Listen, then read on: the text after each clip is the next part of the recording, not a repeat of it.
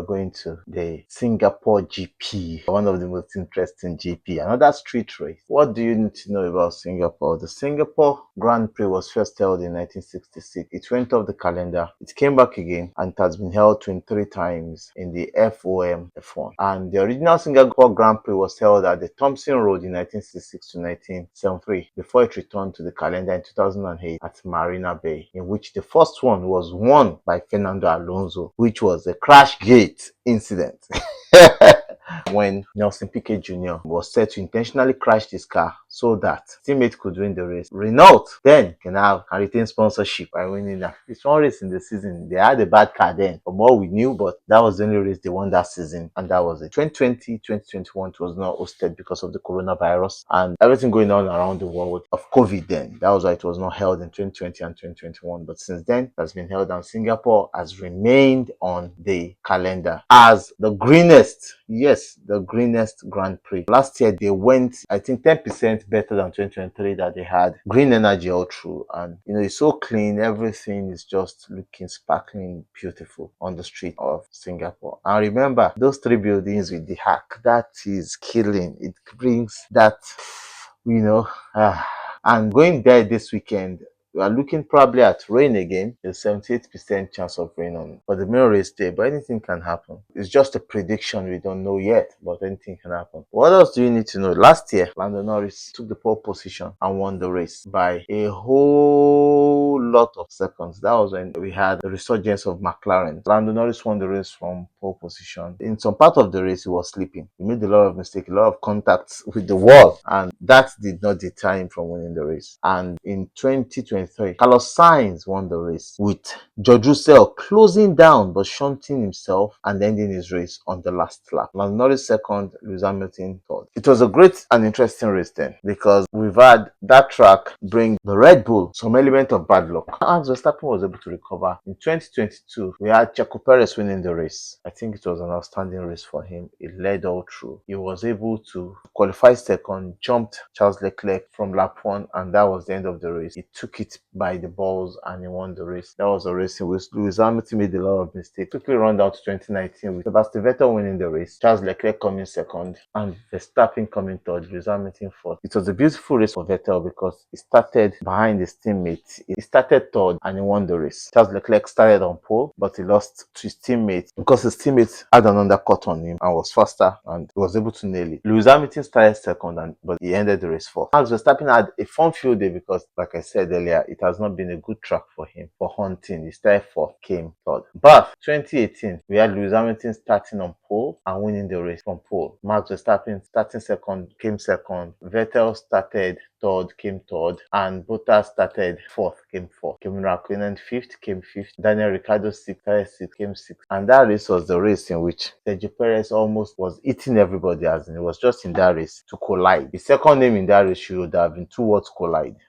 When there's rain, it brings a lot of challenges and it changes the dynamics of the race in Singapore. So we're expecting something different this weekend, because if there's rain, change the whole dynamic. Now, it's always hot in Singapore. It's freaking hot. Like Lewis Hamilton said 3 years ago, he said that Singapore is as hot as hell, and they will be looking at 26 to 30 degrees Celsius. But I pray they come to Africa. Africa is not that hot, but it's beautiful. And 40% chance of rain at any given day. But on the race day, there might be about 78% chance of rain. So expect the unexpected during the race. And we don't know yet about the tire. There may be a video added to this on the tire, but for now, I think they will be looking at two stops. So they might be forced to use a C3, C4, C5, which is a hard, medium, and soft tire, which might give us some pretty good racing. You can see that this is a different track. Unlike the last two tracks we've gone to, we have a lot of slow corners and fast flowing corners. Not too long straights, short straight. 19 corners now. Before it was about 21 corners. Some points are slow, 2 DRS zones, which gives opportunity for overtaking, but you don't need to even overtake on the DRS sign. Some corners are there for you to overtake, so it's going to be interesting. Some drivers are going to take risks. Some drivers are just going to be like Sergio Perez sometimes, that will just be like, look here, I can just take any corner. Daniel Ricciardo, that we all know, last of late breakers, also loves any gap. See a lot of that during the race. It's going to be a 62 lap race on the 4.940 kilometer circuit, which is about 3.070 miles circuit. A race length of 306.143 kilometers, that's about 190.228 miles. With Ferrari to have won 5 of the constructors' races there, and Sebastian Vettel to have won 5 of the drivers' races there. So it's going to be very interesting. Are we going to see the McLaren come back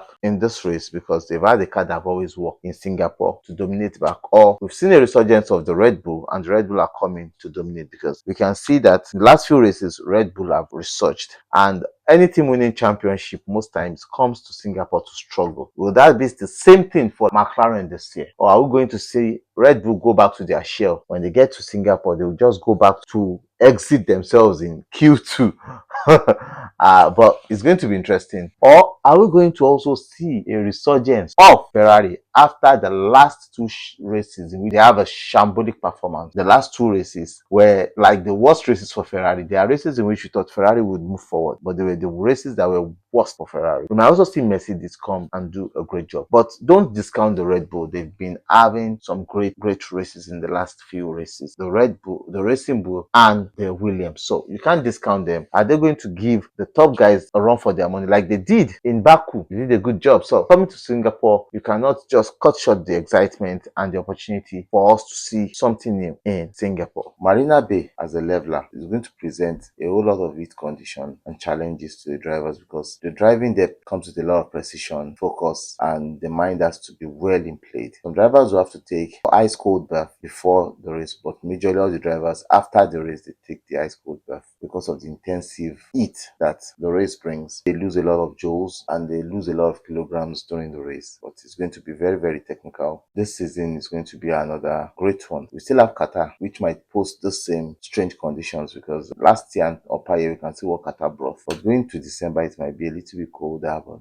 not as hot as it should be. Malaysia coming back to the grid also might pose such challenge, but the tire strategy will be very great to see how it would help or shape on the race. The endurance race of Singapore will be made by the C3 as the hard tire, C4 medium tires, and C5 as the soft tires. I think this is to probably bring a 2-stop race, because they are looking at the heat conditions. The air should be clean, the track temperatures will be high, and also strategy will be a little bit crazy. They are looking at probably a 2 pit stop race, and it depends on how the drivers push the tires and push the car. Most times we see that in Singapore, a lot of drivers do a lot of tire management, and the tire management can eke up into making the race a little bit dull, but some drivers will try and push. We can see what happened in 2023 when Carlos Sainz was able to manage his tires and pack the rest of the pack behind him. He was giving Lando Norris DRS to defend George Russell and Lewis Hamilton. And why was he able to do that? George Russell and Lewis Hamilton had the last minute pit